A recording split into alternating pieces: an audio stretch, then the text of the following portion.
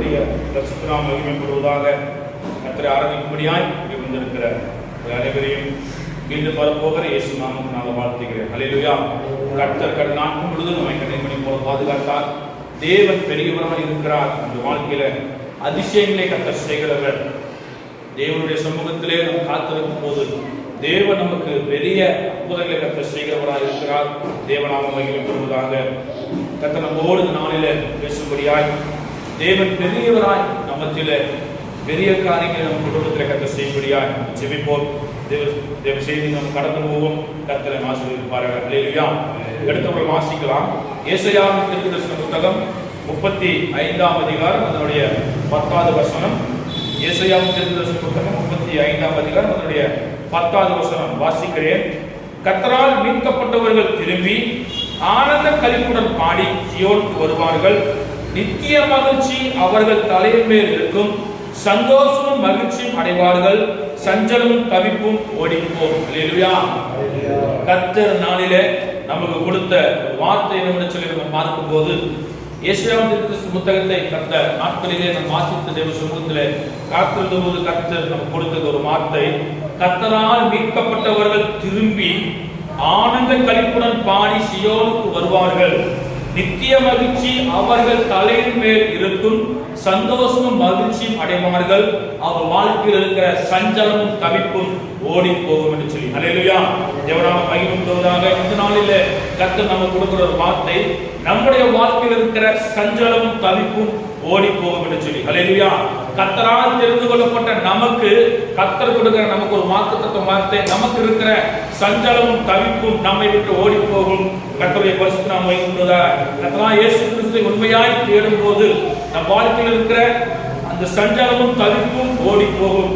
வசனம் சொல்லுகிறது, அவரால் மீட்கப்பட்டவர்களுக்கு, கர்த்தராகிய இயேசு கிறிஸ்துவினால் மீட்கப்பட்ட அவருடைய பரிசுத்த இரத்தத்தினாலே தம்முடைய பாவங்களை கழுவி கர்த்தராகிய இயேசு கிறிஸ்துவை சொந்த இரட்சகராய் ஏற்றுக்கொண்டு அவருக்கு உண்மையாய் ஆராதித்து முழுமனதோடு அவரை தேடுகிற, அதான் வசனம் முதலாவது கர்த்தரால் மீட்கப்பட்டவர்கள் என்று சொல்லி அவருடைய இரத்தத்தினால் கழுவி தம்முடைய பாவங்களை அவரை சொந்த இரட்சகர் கர்த்தராகிய இயேசு கிறிஸ்துவை சொந்த இரட்சகராய் ஏற்றுக்கொண்டு என்னுடைய பாவத்துக்காக அவர் மரித்தார், என்னுடைய அக்கிரமங்களுக்காக அவர் ரத்தம் சிந்தினார் என்று சொல்லி விசுவாசிக்கிற கர்த்தரால் மீட்கப்பட்டவருடைய வாழ்க்கையில கர்த்தர் சொல்கிறார், அவர்களுக்கு இருக்கிற சஞ்சலமும் தவிப்பும் அவர்களை விட்டு ஓடி போகும் என்று சொல்லி கர்த்தருடைய பரிசுத்த வேதாகமத்திலே ரெண்டே ஒரு தேவ மனிதனை குறித்து நம்ம பார்த்து அவர் வாழ்க்கையில் இருந்த அந்த சஞ்சலம் எப்படி தேவன் மாற்றினார் என்று சொல்லி பார்த்து நம்முடைய வாழ்க்கையில் இருக்கிற சஞ்சலத்தையும் நம்முடைய வாழ்க்கையில் இருக்கிற தவிப்பையும் கர்த்தர்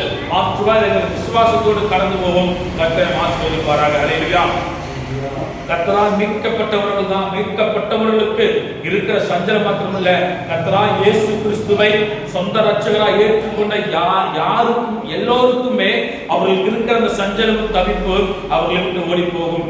அவருடைய சஞ்சலம் எப்படிப்பட்டதா இருக்கிறதா, அவருடைய வாழ்க்கை எப்படிப்பட்ட கஷ்டமா இருக்கிறதா, எப்படிப்பட்ட சூழ்நிலை இருந்தாலும் சரி அவர்களுக்கு இருக்கிற அந்த சஞ்சலத்தையும் தவிப்பையும் கர்த்தர் மாற்றுகிறவராய் இருக்கிறார். அல்லேலூயா. யாக்கோபுக்கு ஒரு சஞ்சலம் இருந்தது. ஆதியாகம புத்தகம் 42ஆம் அதிகாரம் அதனுடைய 38வது வசனம். 42ஆம் அதிகாரம் அதனுடைய 38வது வசனம் சொல்லப்படுகிறது, நீங்கள் என் நரைமயரை சஞ்சலத்தோடு பாதாளத்தில் இறங்க பண்ணுவீர்கள் என்று சொல்லி யாக்கோபு இந்த வார்த்தை சொல்லுவதற்கு அவருக்கு இருந்த சஞ்சலம் தவிப்பு என்னவென்று சொல்லி நம்ம பார்க்கும்போது இந்த வசனம் வாசிக்கிறேன். அதற்கு அவன், என் மகன் உங்களோடு கூட போவதில்லை, அவன் தமையன் இறந்து போனான், இவன் ஒருவன் மீதியா இருக்கிறான், நீங்கள் போகும்படியில் இவனுக்கு மோசம் நேரிட்டால் நீங்கள் என் நரைமயரை சஞ்சலத்தோடு பாதாளத்தில் இறங்க பண்ணுவீர்கள் என்றான். அல்லேலூயா. இந்த வார்த்தை யாக்கோபு இந்த வார்த்தை சொல்லுவதற்கு அவனுக்கு ஏதோ சஞ்சலமும் அந்த தவிப்பும் ஒரு இருந்ததுன்னு சொல்லி பார்க்கும்போது அந்த வசனம் சொல்லப்படுது, அவன் தமையன் இறந்து விட்டான். யாராம்? யோசேப்பும் இறந்து விட்டான். இவன் மாத்திரம்தான். ஏனால் தன்னால் யாக்கோபு மிகவும் அதிகமாக நேசித்த ராகேலுக்கு பிறந்த யோசேப்பு இறந்து போனான். இரண்டாவது தான் பிறக்கிறான் பென்யமீன். அந்த பிள்ளையானையும் நீங்கள் என்னிடத்தில் பிரித்து அவனுக்கு போகும் வழியிலே மோசம் நேரிட்டால் நான் சஞ்சலத்தோடு, ஏனென்றால் என்னுடைய மகன் இளையகுமாரன் யோசேப்பு மரித்து போனான், அந்த சஞ்சலம் தவிர்க்கும் என்னை விட்டு நீங்கவில்லை, இவன் ஒருவன் மாத்திரம் தான் இருக்கிறான், இவனையும் அழைத்துக் கொண்டு போக வழியிலே மோசம் நேரிட்டால் நான் இன்னும் சஞ்சலத்தோடு, நிறைமையிலே சஞ்சலத்தோடு நான் பாதாளத்தில் இறங்கவே என்று சொல்லி யாக்கோபு அந்த இடத்துல சொல்லுகிறான். யாக்கோபு இந்த வார்த்தை சொல்லுவதற்கு என்னவா, அவனுடைய மகன் யோசேப்பு இறந்து போனான் என்று சொல்லி அவனுக்கு அந்த சஞ்சலம் இன்னும் அவனுக்கு இருந்தது. அதுக்கு அவன் சொல்ல அந்த வார்த்தை சொல்ல எப்படின்னு சொல்லும்போது, யோசேப்பு சொப்பனக்காரனா இருந்தான், தன்னுடைய சகோதரர்கள் அவனை கொன்று போறதுக்கு முன்பாக அவனை எகிப்துக்கு கொண்டு போய் விற்று போட்டால் அவனை கொல்ல வேண்டாம், அவனை யாருக்காவது விற்று போடலாம் என்று சொல்லி சகோதரர்கள் ஒருமித்து கூடி முடிவு செய்து யோசேப்பை எகிப்துக்கு அந்த இஸ்மவேலிடத்தில் விற்று போட்டான். இஸ்மவேலிடத்தில் விற்று போட்ட சமயத்தில் யோசேப்பு எகிப்துக்கு போகிறான். அங்க போத்திபார் வீட்டிலே இருக்கிறான். அங்கே அவனுக்கு ஒரு ஆபத்து வருகிறது, சிறைச்சாலையில் கொல்லப்படுகிறான். அந்த எகிப்திலே பஞ்சம் வருகிறது. அந்த சொப்பனத்தை பார்வோனுக்கு விலக்கி சொல்வதற்கு யாரும் இல்லை.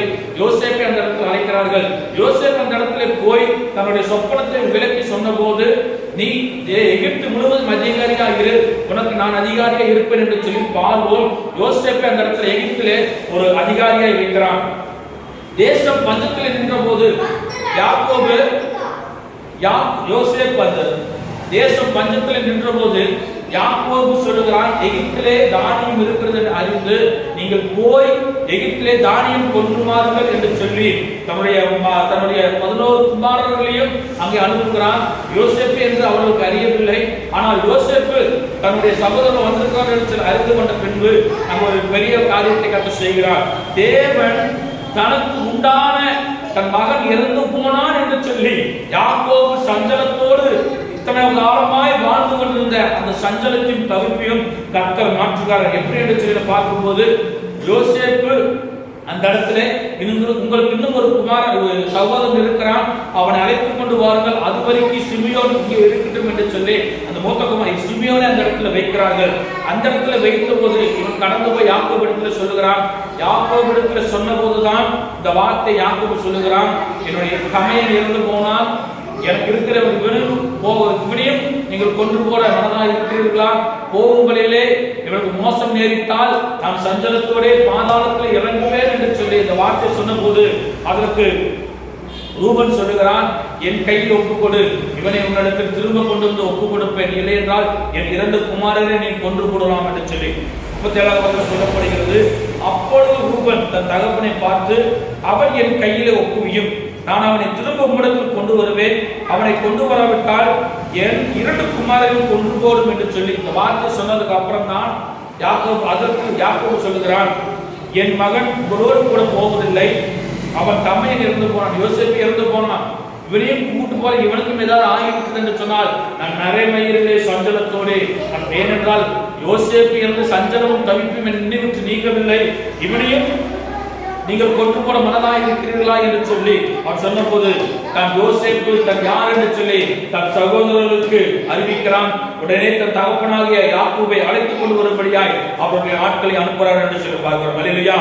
40 புத்தகம் 45ஆம் அதிகாரம் அதனுடைய 25 28 வசனங்கள் வாசிக்கும் போது, யோசேப்பு உயிரோடு இருக்கிறான் என்று சொல்லி யாக்கோபுக்கு சொன்ன போது அவன் ஆவி யாக்கோபின் ஆவி உயிர்த்தது என்று சொல்லி வசனம் சொல்லப்படுகிறது.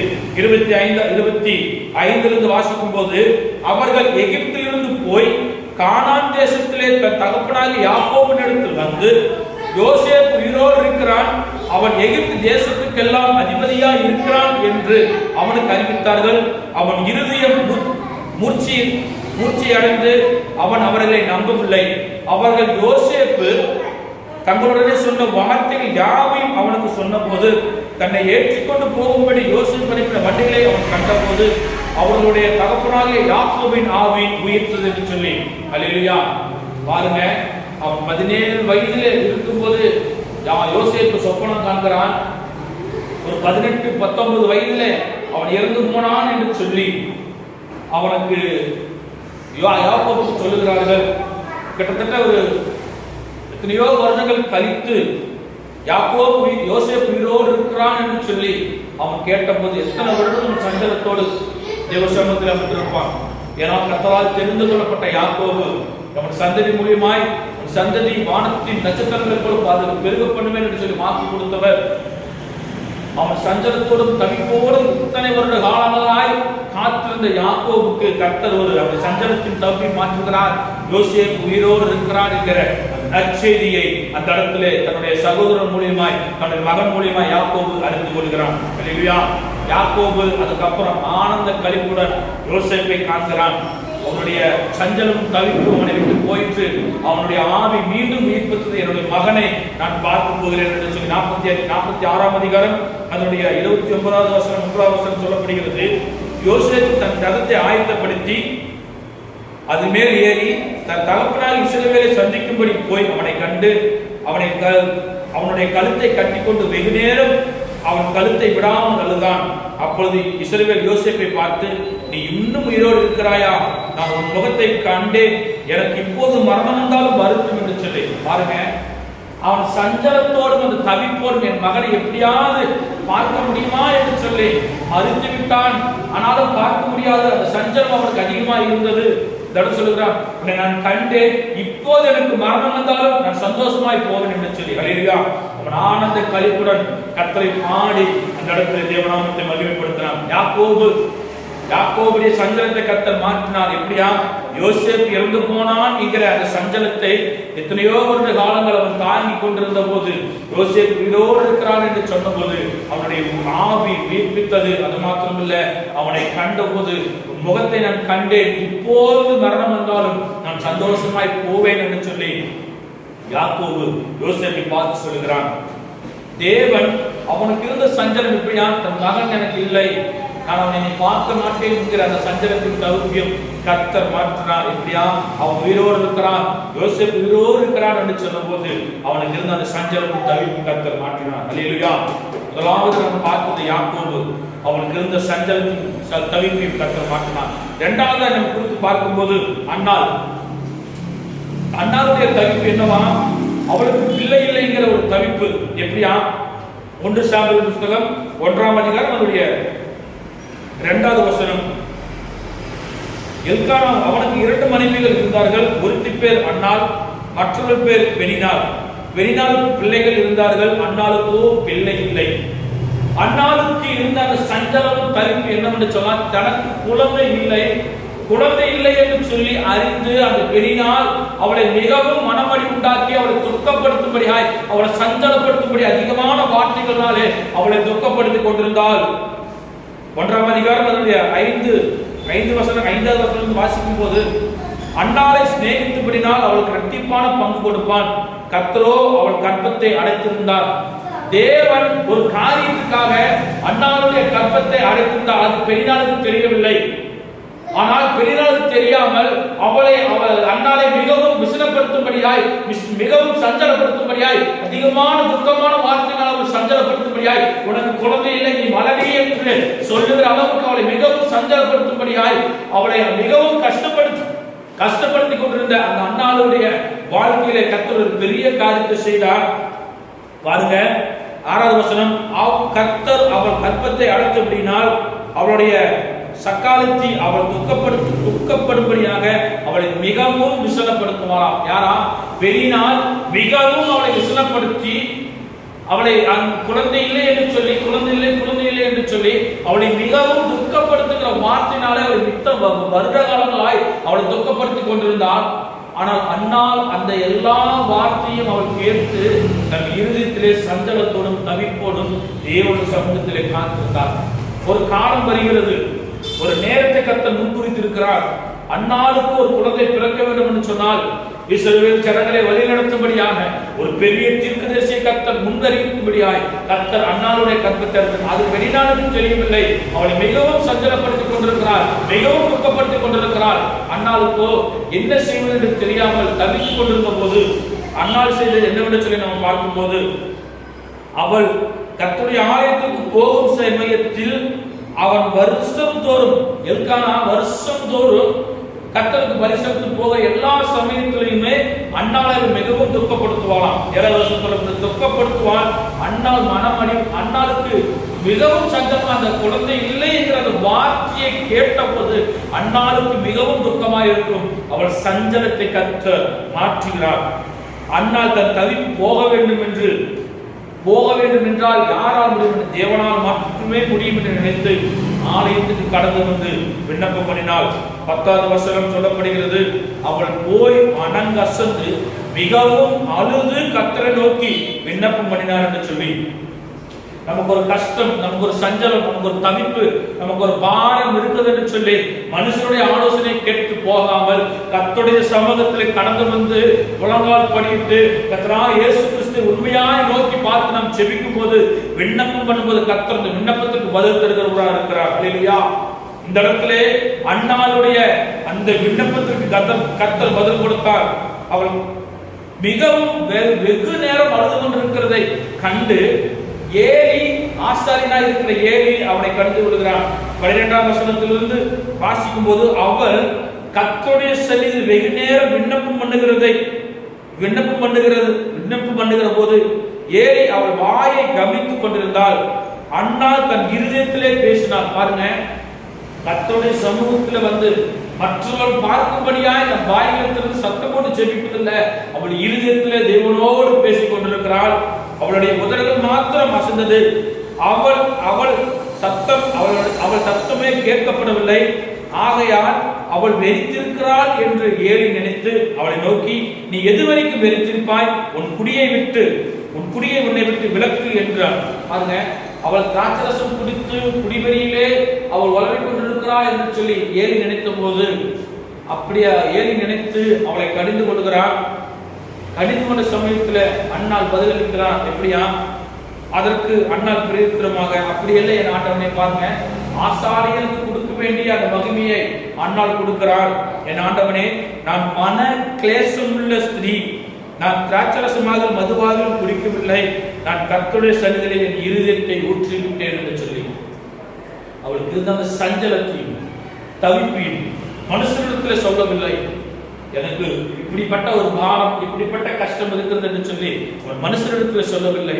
கர்த்தராகிய இயேசு கிறிஸ்துவினுடைய ஆலயத்தில் கடந்து வந்து ஆலயத்தில் முழங்கால் படித்து கர்த்தருடைய சமூகத்தில் விண்ணப்பம் பண்ணி தன் இருதயத்தில் இருக்கிற சஞ்சலத்தின் தவிப்பையும், தனக்கு குழந்தை இல்லை என்கிற அந்த தவிப்பை தேவனுடைய சமூகத்தில் அவன் ஊற்றின உடனே, உம்முடைய அடியாளை பேலியாளின் மகளான என்னாதையும் மிகவும் விசாரத்திலும் கிளேசத்தினாலும் இந்நேரம் மட்டும் விண்ணப்பம் பண்ணினேன் என்று சொல்லி தனக்கு இருந்த அந்த தான் எதற்காக நீ எப்படிப்பட்ட ஸ்திரீ, நான் எப்படிப்பட்ட சூழ்நிலையில வந்து தேவ சமூகத்தில் நான் ஜெபிக்கிறேன் என்கிற அந்த காரியத்தை மாத்திரம் ஆசாரியனாக ஏலி என்று சொல்லுகிறான். அதற்கு ஏலி சொல்லுகிறான். 17வது வசனம், அதற்கு ஏலி, சமாதானத்தோட போ, நீ இஸ்ரவேலின் தேவனிடத்தில் கேட்ட உன் விண்ணப்பத்தின்படி அவர் உனக்கு கட்டளையிடுவாராக என்றான். அல்லேலூயா. பாருங்க, தேவனுடைய ஆலயத்திலே கடந்து வந்து தேவனுடைய சமூகத்திலே தனக்கு இருக்கிற சஞ்சலத்தின் தவிப்பை முழங்கால் படியிட்டு ஜெபம் பண்ணி அழுது உடனே ஏலி சொல்கிறார், நீ சமாதானத்தோட போ, நீ இஸ்ரவேலின் தேவனிடத்தில் கேட்ட வார்த்தையின்படியே கர்த்தர் உனக்கு கட்டளையிடுவாராக என்று சொல்லி. அல்லேலூயா. கர்த்தர் ஜெபத்தை கேட்டார், பதிலை கொடுத்தார், ஒரு ஆண் பிள்ளையை கொடுத்தார். அவன் சாமுவேல் என்று பெயரிட்டு இஸ்ரவேல் ஜனங்களுக்கு ஒரு தீர்க்கதரிசியாய் கர்த்தர் சாமுவேலை உயர்த்தினார். அல்லேலூயா. தனக்கு இருக்கிற எந்த ஒரு சஞ்சலம் தவிப்பும் ஓடி போக வேண்டும் என்று சொல்லி நம்ம விரும்பினால் கர்த்தருடைய ஆலயத்தில் வந்து நம்ம முழங்கால் படிட்டு நம்ம செபிக்கும் போது, தேவனை உண்மையாய் நோக்கி பார்க்கும் போது நமக்கு இருக்கிற சஞ்சலமும் தவிப்பும் நம்மை விட்டு ஓடி போகும். எத்தனை பேர் விசுவாசிக்கிறீங்க? அல்லேலூயா. ஏனென்றால் கர்த்தர் நம்முடைய பாரங்களை, நம்முடைய பாவங்களை அவர் சிலுவையிலே நமக்காக அடிக்கப்பட்டு, நம்முடைய பாவத்துக்காக, நம்முடைய அக்கிரமங்களுக்காக சிலுவையில் அடிக்கப்பட்டு ரத்தம் சிந்தி நம்ம மீட்டெடுத்திருக்கிறார். அந்த ரத்தத்தினால நமக்கு பாவ மன்னிப்பு உண்டு. இந்த இடத்துல அவரை சொந்த ரட்சகராக ஏற்றுக்கொண்ட யாவருக்கும் அவருடைய சஞ்சலம், அவருக்கு இருக்கிற சஞ்சலம் தவிப்பு கர்த்தர் மாற்ற வல்லவராக இருக்கிறார். அல்லேலூயா. 2 காரியத்தை குறித்து நம்ம பார்த்திருக்கிறோம். யாக்கோபுக்கு இருந்த சஞ்சலமும் தவிப்பும், யோசேப்பு மரித்து போனான் என்கிற அந்த வார்த்தை கேட்டு சஞ்சலத்தோடு தவிப்போடு இருந்த போது, அவன் உயிரோடு இருக்கிறான் கேட்ட போது அவன் ஆவி மீண்டும் உயிர்த்தது என்று சொல்லி. 2வது குறித்து நாம் பார்த்தது அன்னாள். தனக்கு குழந்தை இல்லை என்று சொல்லி மனமடிவுலே கஷ்டத்திலே துக்கத்தில் இருந்த அந்த அன்னாளுடைய விண்ணப்பத்தை கர்த்தர் கேட்டு அவளுக்கு ஒரு ஆண் குழந்தையை கொடுத்து அவளுடைய சஞ்சலத்தின் தவிர்ப்பையும் நாம் மாற்றி அந்த பிள்ளையானால் இஸ்ரவேல் ஜனங்களுக்கு ஒரு தீர்க்கதரிசியாக கர்த்தர் உயர்த்தினார் என்று சொல்லி பார்க்கிறோம். அல்லேலூயா. 2 காரியங்களை குறித்து பார்த்திருக்கிறோம். கர்த்தரால் தெரிந்து கொள்ளப்பட்ட ஜனங்களுக்கு, கர்த்தரால் மீட்கப்பட்டவர்களுக்கு கர்த்தர் கொடுக்கும் ஒரு ஆசீர்வாதம் சஞ்சலமும் தவிப்பும் ஓடி போகும். நமக்கு இருக்கிற சஞ்சலத்தின் தவிர்ப்பு கர்த்தர் மாற்ற அவர் வல்லமையுள்ளவராக இருக்கிறார். தேவசமத்திலே மகால் படிக்கிட்டு நம்ம செபிப்போமா? தேவசமத்தில் ஒப்பு கொடுத்து நம்ம செபிப்போமா? கேட்ட வார்த்தையின் பிரகாரமாக அன்பு தேவ ஜனமே, அன்னாளுக்கு இருந்த சஞ்சலமும் தவிப்பும், தனக்கு குழந்தை இல்லைங்கிற அந்த தவிப்பு, அவள் புருஷன் அவளை நேசித்தாலும் அவளுக்கு குழந்தை இல்லைங்கிற அந்த தவிப்பும் சஞ்சலமும் அவளை அதிகமாய் துக்கப்படுத்துகிறது. பெண்ணினால் எல்கனாவுடைய 2வது மனைவி பெண்ணினால் அன்னாளை மிகவும் துக்கப்படுத்தினார். அவள் மனுஷனுடைய ஆலோசனை கேட்டு போகவில்லை. சர்வ வல்லமுள்ள தேவனுடைய ஆலயத்தில் கடந்து வந்து தன் இறுதியில் இருக்கிற எல்லா விண்ணப்பத்தையும் பூர்த்தி செலுத்த போது அவள் சமாதானத்தோடு கடந்து போனாள். மனுஷனை நம்புவதை பார்க்கலும் தேவன் மேல் பற்றுதலாய் இருப்பதே நலம் என்று சொன்ன அந்த வார்த்தையின் பிரகாரமாக மனுஷனுடைய ஆலோசனை பார்க்கலும் தேவனுடைய சமூகத்தில் வந்து பரிசுத்தவான்களுடைய ஆலோசனையில நீங்க கேட்டு நடக்கும் போது கர்த்தர் உங்களுக்கு பெரிய அற்புதத்தை கர்த்தர் செய்ய அவர் வல்லமையுள்ளவராக. தேவ சமூகத்திலே ஒப்பு கொடுத்து செபிப்போமா? என் வாழ்க்கையில் இருக்கிற சஞ்சலம், என் வாழ்க்கையில் இருக்கிற தவிப்பும் ஓடி போக வேண்டும் என்று சொல்லி நீங்க விரும்பினால் இப்போதே ஒப்பு கொடுங்க. உங்கள் வாழ்க்கையில் இருக்கிற சஞ்சலமும் தவிப்பும், என் குடும்பத்திலே சஞ்சலம், என் குடும்பத்திலே தவிப்பு, என் கணவனார் குடித்துக் கொண்டு எனக்கு மிகவும் சஞ்சலமாய், எனக்கு மிகவும் வருத்தமாய், எனக்கு மிகவும் பாரமாய், என் குடும்பத்திலே சமாதானம் இல்லை, என் குடும்பத்திலே சந்தோஷம் இல்லை என்று சொல்லி இதை கேட்டுக்கொண்டிருக்கிற அன்பு தேவஜனமே, கர்த்தர் சொல்கிறார், கர்த்தராகிய இயேசு கிறிஸ்துவை சொந்த ரட்சகராய் ஏற்றுக்கொள்ளும் போது கர்த்தர் உங்களுக்கு சமாதானத்தை கொடுக்க அவர் வல்லமையுள்ளவராய் இருக்கிறார். உங்கள் சஞ்சலத்தின் தவிர்ப்பை மாற்றி போட அவர் வல்லமையுள்ளவராய் இருக்கிறார். அவர் நமக்காகவும் உங்களுக்காகவும் ரத்தம் சிந்தி உங்களை மீட்டெடுத்திருக்கிறார். அவருடைய ரத்தம், இயேசு கிறிஸ்துவின் ரத்தம் சகல பாவங்களையும் நீக்கி நம்மை சுத்திகரித்திருக்கிறது. ஒப்பு கொடுப்போம். தேவநாமம் மகிமைப்படுவதாக. வானத்துக்கும் பூமிக்கும் சகல அதிகாரம் படுத்த நல்ல பிதாவே, இந்த கால நேரத்தில் தகப்பனே ஆராதிக்கும்படியாய், தகப்பனை பாடி துதிக்கும்படியாய் எங்களுக்கு பாராட்டி தெய்வக்காய் நன்றி செலுத்துகிறோம். கேட்ட வார்த்தையின் பிரகாரமாய் சஞ்சலமும் தவிப்பும் எங்களை விட்டு ஓடி போக தகப்பனே உண்மை நாங்கள் சொந்த ரட்சகராய் ஏற்றுக்கொண்டு தகப்பனே உமக்காக உண்மையாய் உண்மை தேடி உண்மையாய் உண்மை ஆராதித்து உண்மை மாத்திரம் நாங்கள் வணங்கி உண்மை மாத்திரம் ஆராதித்துக் கொண்டிருக்கிற பாக்கியத்தை கர்த்தர் எங்களுக்கு தரும்படியாக நாங்கள் ஜெபிக்கிறோம். இதை கேட்டுக்கொண்டிருக்கிற, இதை பார்த்து கொண்டிருக்கிற ஒவ்வொரு பிள்ளைகளை கர்த்தரை ஆசீர்வதிக்கும்படியாக நாங்கள் ஜெபிக்கிறோம். தகப்பனை வந்திருக்கிற ஒவ்வொரு பிள்ளைகளையும் கர்த்தர் ஆசீர்வதிங்க. அவர் தேவைகள் எல்லாம் கர்த்தர் சந்திங்க. அவர்கள் குடும்பத்தில் இருக்கிற வாழ்க்கையில் இருக்கிற சஞ்சலத்தின் தவிப்பு கர்த்தர் மாற்றும்படியா நான் ஜெபிக்கிறோம். தகப்பனை நாம மகிமைப்படட்டும். ஆசீர்வதிங்க, பலப்படுத்துங்க. இயேசு நாமத்தில் கேட்கிறோம் நல்ல பிதாவே, ஆமென். என் ஆத்துமாவே கர்த்தரை ஸ்தோத்திரி, என் முழுவதுமே அவர் பரிசுத்த நாமத்தை ஸ்தோத்திரி. என் ஆத்துமாவே கர்த்தரை ஸ்தோத்திரி, அவர் செய்த சகல உபகாரங்கள் மறவாதே. ஆமென். நம்முடைய கர்த்தராகிய இயேசு கிறிஸ்துவின் கிருபை, பிதாவாகிய தேவனுடைய அன்பு, பரிசுத்த ஆவியானவரின் அந்யோன்யம் இன்றும் மீண்டும் சதா காலங்களிலும் நம் அனைவரோடும் கூட இருப்பதாக. ஆமென். அல்லேலூயா, அல்லேலூயா, அல்லேலூயா.